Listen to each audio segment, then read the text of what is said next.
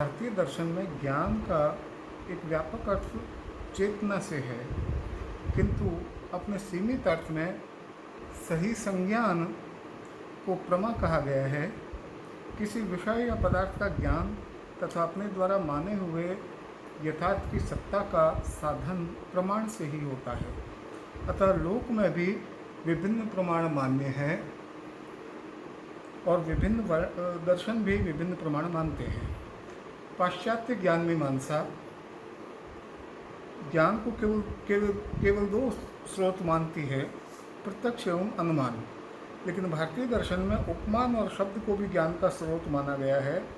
मीमांसा दर्शन इन चारों के अतिरिक्त अर्थापत्ति और अनुपलब्धि को भी स्वतंत्र रूप में प्रमाण मानता है।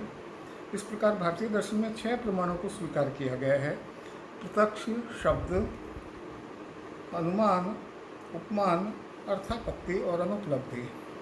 इनमें से तर्कशास्त्र की दृष्टि से चूँकि अनुमान महत्वपूर्ण है, इसलिए हम भारतीय दृष्टिकोण अनुमान के बारे में जानने की कोशिश करते हैं। चारवाक को छोड़कर भारत के सभी दार्शनिक संप्रदाय अनुमान को ज्ञान का एक वैध ज्ञान का एक महत्वपूर्ण स्रोत बताते हैं। चारवाक की आपत्तियों के विरुद्ध बताया गया है कि यदि हम अनुमान को अवैध ठहराते हैं तो यह निष्कर्ष भी अनुमान द्वारा ही प्राप्त हो सकता है। अतः चारवाक का सिद्धांत आत्मघाती है। केवल आगमनात्मक विधियों से जो मात्र निरीक्षण पर आधारित है, व्याप्ति का ज्ञान प्राप्त करना असंभव है। अनुमान शब्द अनु और मान इन 2 शब्दों के योग से बना है। अनु का अर्थ है बाद में तथा मान का अर्थ है ज्ञान। इस प्रकार अनुमान का अर्थ होगा पश्चातवर्ती या बाद में होने वाला ज्ञान। न्याय सूत्रकार महर्षि गौतम ने अनुमान तत्पूर्वकम कहा है। यहाँ तत्पद का अर्थ प्रत्यक्ष से लगाया जाता है, अर्थात प्रत्यक्ष द्वारा प्राप्त ज्ञान से किसी अज्ञात वस्तु का जो ज्ञान होता है वह अनुमान कहलाता है। अनुमान की आवश्यकता, महत्व और व्यापकता की दृष्टि से यदि हम विचार करें तो प्रत्यक्ष का क्षेत्र तो सीमित है, क्योंकि वह संबद्ध, वर्तमान, आसन्न यानी समीपस्थ, स्थूल और रूप आकार वाली वस्तुओं को ही जान सकता है। अनुमान के द्वारा अतीत, अनागत, समीप और दूरस्थ एवं सूक्ष्म पदार्थों का विज्ञान संपादित होता है। प्रत्यक्ष ज्ञान में इन पदार्थों को अवगम करने की सामर्थ्य नहीं है। संभवतः इसी आवश्यकता को दृष्टि में रखते हुए चारवाकों को छोड़कर शेष सभी दार्शनिकों ने अनुमान की प्रभाव और प्रमाण विषयक मान्यता में विश्वास किया है। अनुमान के अभाव में संपूर्ण लौकिक और अलौकिक व्यवहार और कर्मफल संबंध उत्पन्न नहीं हो सकता। कोई भी व्यक्ति जब किसी कार्य को संपन्न करने के लिए कटिबद्ध होता है तो उसके पीछे यही दृष्टि रहती है कि उसके अमुक कार्य करने से अमुक अभीष्ट की प्राप्ति होगी। यही विश्वास कभी कभी निरंतर असफलताओं के बावजूद भी मानव को अपने लक्ष्य की ओर उन्मुख रख उसे प्रेरित करता रहता है। अनुमान को माने बिना ऐसा विश्वास कदापि उत्पन्न नहीं हो सकता। अनुमान की परिभाषा पर यदि हम बात करें तो न्याय साहित्य जो उपलब्ध है उसमें अनुमान की स्पष्ट परिभाषा प्रथमतः वैशेषिक सूत्र में मिलती है। अनुमान का लक्षण इस प्रकार दिया गया है: अस्येदम कार्य कारणम संयोगी विरोधी समवायी चेति लैंगिकम, अर्थात कार्य कारण संयोगी विरोधी समवायी आदि हेतुओं से उत्पन्न होने वाला ज्ञान लैंगिक अर्थात अनुमान कहलाता है। न्याय सूत्रकार ने अनुमान लक्षण को स्पष्टतया प्रदर्शित न करते हुए भी इसके 3 भेदों पूर्ववत, शेषवत और सामान्यतो दृष्टि को ज्ञापित किया है। वात्स्यायन के अनुसार साध्य और साधन की व्याप्ति के स्मरण के पश्चात हेतु के दर्शन के से अज्ञात साध्य का जो ज्ञान प्राप्त होता है उसे अनुमान कहते हैं। मीमांसकों ने व्याप्ति और पक्ष धर्मता ज्ञान को भी अनुमान में आवश्यक बताया है। सांख्य मत में ईश्वर कृष्ण ने अनुमान को लिंगालिंगी पूर्वकम कहा है। वाचस्पति मिश्र ने व्याप्त व्यापक भाव अर्थात हेतु और साध्य के व्याप्ति ज्ञान और पक्ष धर्मता ज्ञान से उत्पन्न होने वाले ज्ञान को अनुमान कहा है। बौद्ध न्याय के प्रस्तावक आचार्य दिंगनाग ने अनुमान के 2 भेद ज्ञापित किए हैं: स्वार्थ और परार्थ अनुमान। जैन न्याय के जनक आचार्य सिद्धसेन दिवाकर के अनुसार अविनाभावीय लिंग के द्वारा साध्य का जो निश्चयात्मक ज्ञान प्राप्त होता है उसे अनुमान कहा जाता है। अनुमान के घटकों के रूप में 3 पद आते हैं, पक्ष, साध्य और हेतु। इनका बार बार जिक्र होता है। व्याप्ति ज्ञान और पक्ष धर्मता ज्ञान का संपादन इनके अभाव में नहीं हो सकता और उक्त दोनों ज्ञान के बिना अनुमान संपन्न नहीं होता। इसलिए इन तीनों को अनुमान के मौलिक घटक कहा जाता है। पक्ष उस आश्रय विशेष का नाम है जिसमें साध्य संदिग्ध अवस्था में पाया जाता है। हेतु के द्वारा पक्ष में जिसे सिद्ध किया जाता है उसे साध्य कहते हैं। तृतीय अपरिहार्य घटक हेतु है।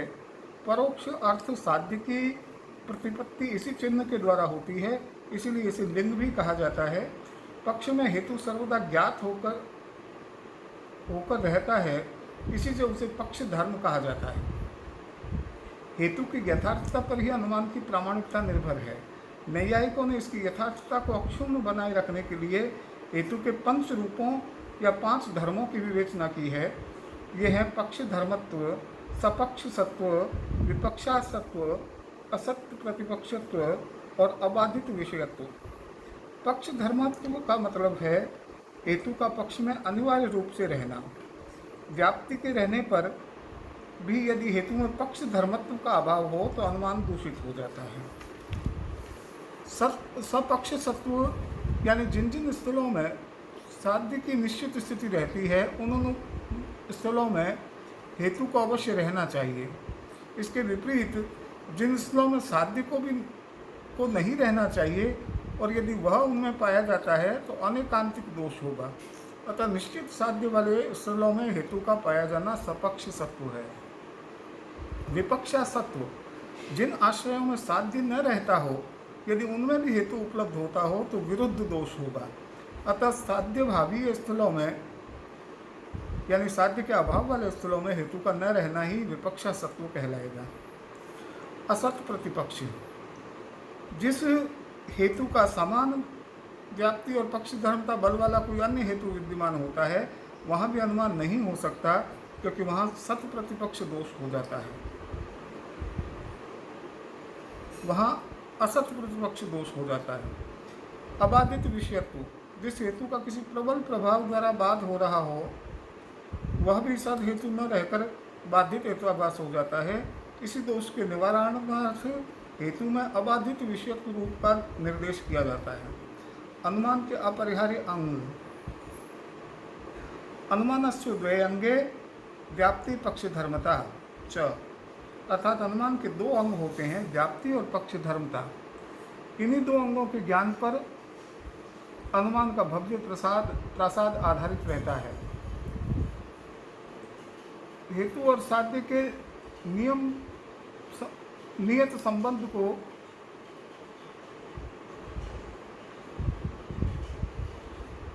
व्याप्ति तथा पक्ष में हेतु के रहने को पक्ष धर्मता कहा जाता है। पक्ष धर्मता संबंध अनुमान की मनोवैज्ञानिक तथा व्याप्ति संबंध तार्किक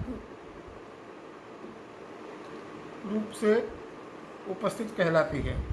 पक्ष धर्मता ज्ञान ही परामर्श का कहलाता है, जो अनुमिति का कारण है, क्योंकि परामर्श से उत्पन्न होने वाले ज्ञान को अनुमिति कहा जाता है।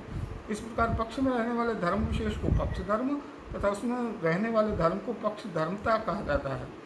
पक्ष धर्मता के प्रसंग में पक्षता पर विचार कर लेना भी श्रेयस्कर होगा। अन्य दोनों की अपेक्षा नव्य न्याय में पक्षता पर अधिक सूक्ष्म ढंग से विचार किया गया है।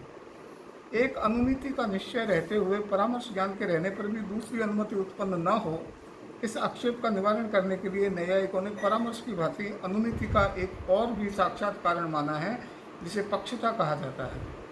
साध्य संदेह रूप पक्षता लक्षण को गंगेश ने इस प्रकार प्रतिपादित किया है कि जिस आश्रय में साध्य संदिग्ध अवस्था में अर्थात संशय विषयता विशिष्ट साध्य धर्म रहता हो उसे विशेष में रहने वाले धर्म को पक्षता कहा जाता है। व्याप्ति अनुमान की तार्किक शर्त कहलाती है। व्याप्ति को साध्य और हेतु के बीच स्वाभाविक संबंध माना गया है, पर यह स्वाभाविक संबंध क्या है और कैसा है इसके विषय में दार्शनिकों में काफ़ी मतभेद है। अनुमान का यह सर्वाधिक महत्वपूर्ण अंग है जिस पर प्रत्येक अनुमानवादी का ध्यान आकर्षित हुआ है। साधारणतः हेतु और साध्य के नियमित रूप से साथ साथ रहने को व्याप्ति कहा जाता है। हेतु और साध्य के नियमित साहचर्य को व्याप्ति व्यापक भाव अथवा गम्य गमक भाव संबंध कहा जाता है। जहाँ हेतु और साध्य दोनों की व्याप्ति समान रहती है वहाँ भी व्याप्ति का आश्रय हेतु ही माना जाएगा, साध्य नहीं। व्याप्ति व्यापक भाव को ही गम्य गमक भाव कहा जाता है।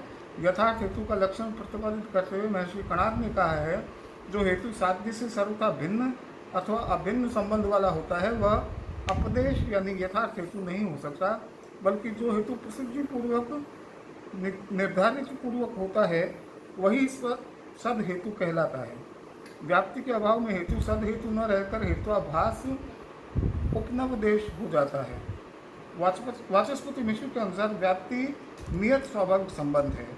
साध्य की व्यापक होते हुए भी जो साधन की व्यापक न हो उसे व्याप्ति कहा जाता है। बौद्ध मत के अनुसार बौद्ध मत में इसे अविनाभाव कहा गया है। अविनाभाव में एक वस्तु साध्य अन्य वस्तु के विरुद्ध में कदापि उपलब्ध नहीं हो सकती। जैन दर्शन में सहभाव नियम तथा क्रम भाव नियम को अविनाभाव कहा गया है। आगे हम कभी अनुमान के अवयवों पर और अनुमान के स्वरूप पर और विस्तार से बात करेंगे। तर्कशास्त्र में, खासतौर से भारतीय तर्कशास्त्र में अनुमान का स्थान बड़ा महत्वपूर्ण है। मुख्य रूप से यही भारतीय तर्कशास्त्र है। तो इस पर आगे भी हम चर्चा करेंगे अगले व्याख्यानों में। पुनः आपका सभी की शुभकामनाएं और अगले व्याख्यान के लिए हम उपस्थित होंगे।